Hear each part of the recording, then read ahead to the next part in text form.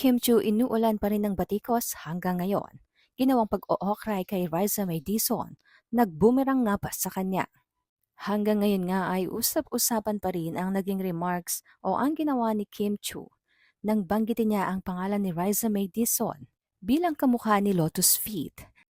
Kinuyog nga ng mga netizens si Kim Chu matapos ang kanyang bad joke sa It's Showtime.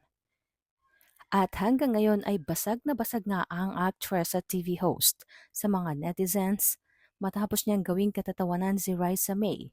Sa katunayan, inilabas pa nga ng mga netizens ang old photos ni Kim Chu kung saan ikinukumpara nila ang itsura nito kay Lotus Feet.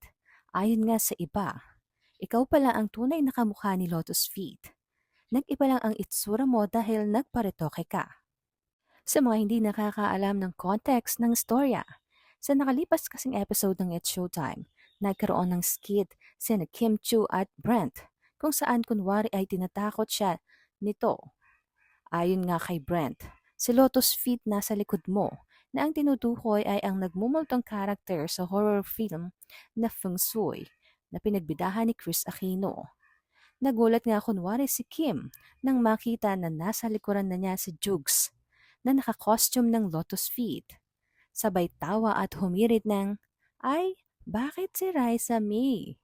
Sinundan din ito ng malakas na tawanan sa studio, lalo na nang sinayaw pa ni Jugs ang pinakasikat na dance steps ni Raisa para sa kantang Cha-Cha Double Cats. Marami nga ang hindi natuwa, lalo na ang mga supporters at fans ni Raisa May, kaya binanatan nila ng bonggang-bongga ang TV host actress. Narito nga ang ilan sa naging komento ng mga netizens. Anong isa? Bobita talaga yan, lalo na yung about sa pusa na sinabi niya dati. Kairita. Ano pa bang aasahan niyo dyan? I completely lost all respect for her. Simula nung nag-joke siya about sa maiingay na mga pusa na masarap daw buhusan ng mainit na tubig. Never ko na siya ulit pinanood. Ew.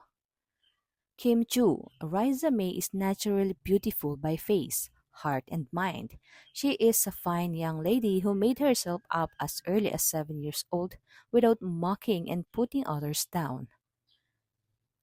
Ang off talaga ng mga jokes niya for national TV.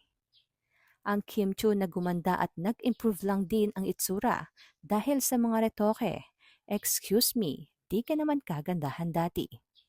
Dagdag pa ng isa. Grabe, until now walang pinagkatandaan tong Kim Chu na to. Sinabi rin naman ng ilang netizens na mas kamukha ni Kim Chu si Lotus Feet, lalo na nang hindi pa ito nagpaparetoke.